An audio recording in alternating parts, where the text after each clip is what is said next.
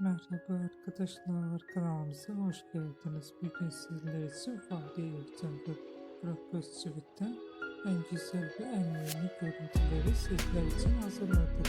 Fahriye Evcen ve Burak Özçivit